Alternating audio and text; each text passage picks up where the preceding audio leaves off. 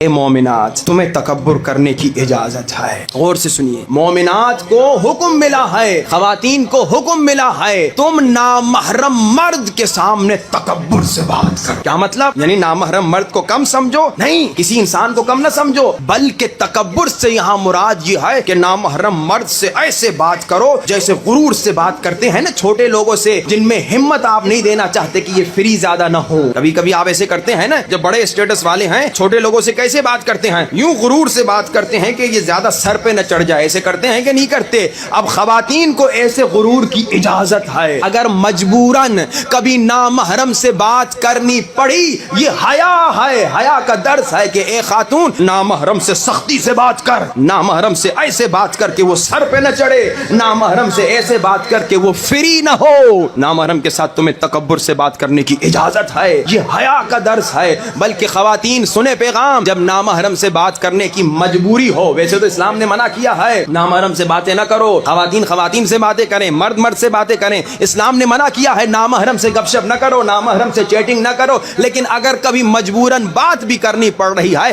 تو حیا یہ ہے کہ اپنی آواز موٹی چینج کر کے بات کرو. یہ حیا ہے. کیوں؟ تاکہ تمہاری آواز اگر میٹھی ہے, کسی نامحرم کے ذہن میں شیطانی خیال نہ آئے. انگلی ڈال کے بات کرو, آواز موٹی کر کے بات کرو تاکہ تمہاری اصل آواز نامحرم نہ سنے. بیوی فاطمہ زہرا ہمیں حیا سکھا رہی ہیں, بیوی زینب خواتین کو حیا سکھا رہی ہیں. مگر افسوس, صد افسوس, آج ہماری خواتین میں سے حیا ختم ہو رہا ہے. آج کیا دیکھ رہے ہیں؟ یوٹیوب ذرا کھول کے تو دیکھیے, شیعہ لڑکیاں نوحے کے بہانے آ کے اپنی ویڈیوز بنا رہی ہیں اور نامحرموں کے لیے رکھ رہی ہیں. کیا یہ حیا ہے؟ ارے یہ بے حیائی ہے, یہ شیطنت ہے. شیعہ خواتین آ کے مجلس کے بہانے سے اپنی ویڈیوز بنا رہی ہیں اور یوٹیوب پہ رکھ رہی ہیں. اگر تمہیں خواتین کے لیے نوحے بنانے ہیں, اگر تمہیں خواتین کے لیے مجلس پڑھنی ہے تو کسی ایسی جگہ پہ رکھو جہاں صرف خواتین دیکھ سکیں. ایسی جگہ پہ کیوں اپنی ویڈیوز رکھ رہی ہو, اپنے نوحے رکھ رہی ہو, اپنی مجالس رکھ رہی ہو جہاں خاتون بھی دیکھ رہی ہے, جہاں نامحرم مرد بھی دیکھ رہا ہے؟ تم وہی خاتون نہیں ہو کیا جو روتی نہیں ہو کیا کہ بیوی زینب تو وہ بیوی تھیں جو نانا کے روزے پہ بھی رات کو جاتی تھیں؟ کیوں؟ تاکہ بیوی زینب کی چادر پہ کسی نامحرم کی نظر نہ پڑے. اور تم اپنی شکل دکھاتی ہو, میک اپ کرتی ہو,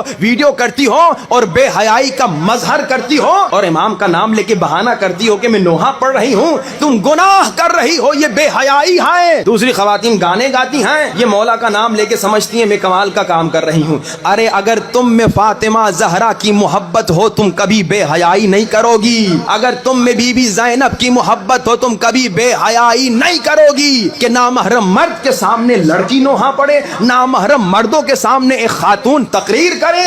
شرم کی بات ہے. یہ بے حیائی اتنی بڑھ چکی ہے کہ آج سب اس کو نارمل سمجھ رہے ہیں. خدا را جا کے مومنات کو بتائیے جو اس طرح کا غلط کام کر رہی ہیں کہ اس طرح کے غلط کاموں کو چھوڑ دیں. مولا امام موسیٰ کاظم علیہ الصلوۃ والسلام, مولا کو ہارون الرشید نے کہا جلدی پکڑو. مولا بازار میں تھے, لوگ آ گئے فوجی مولا کو پکڑنے. مولا نے کہا اجازت دو میں گھر جا کے بچوں کو بتاؤں. تو ظالموں نے کہا آپ شاید واپس نہ آئیں, کوئی گارنٹی کرنے والا ہے؟ امام نے کہا کوئی میری نظر میں تو نہیں ہے. تو ایک یہودی کھڑا ہوا بازار میں, اس نے کہا مولا میں گارنٹی کرتا ہوں, فوجیوں میں گارنٹی کرتا ہوں یہ واپس آئیں گے, اگر نہیں آئے تو میری دکان کا سامان تیرا. تو انہوں نے کہا یہودی ہو تو مسلمانوں کے امام کی گارنٹی کیوں کر رہا ہے؟ غور سے سنیے, یہ ہے پیغام اہل بیت کا. اور آج خواتین کیا کر رہی ہیں؟ گپ شپیں کر رہی ہیں, یونیورسٹی میں لڑکوں سے گپ شپ کر رہی ہیں, چیٹنگ کر رہی ہیں, فیس بک بنا رہی ہیں, فیس بک پہ اپنی تصویریں رکھ رہی ہیں, واٹس ایپ پہ تصویریں رکھ رہی ہیں, کیا کیا حرام کام کر رہی ہیں. سنیے اہل بیت کا پیغام. یہودی کہتا ہے ہاں میں یہودی ہوں, اگر میں ضمانت کروں گا. کیوں؟ کہتا ہے میں ان کا پڑوسی ہوں اور کئی سالوں سے میں ان کا پڑوسی ہوں اور مجھے معلوم ہے کہ امام موسیٰ کاظم مسلمانوں کے امام کی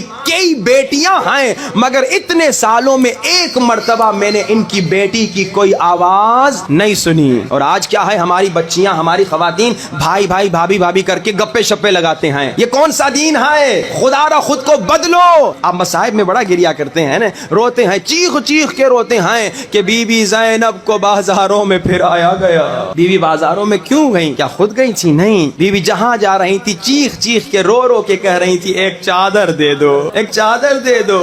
چادر ملتی تھی, بیویاں چادر سر پہ ڈالتی تھیں, ظالم نیزوں سے چادریں اتارتے تھے, پیشانی سے خون جاری ہوتا تھا. اتنی قربانیاں بیویوں نے دی. بی بی زینب کی بھتیجی کتنی چھوٹی ہے, 3.5 برس کی سکینہ, وہ بھی بھی قدم قدم پہ کہہ رہی تھی ہے کوئی مجھے چادر دینے والا، چادر دے دے.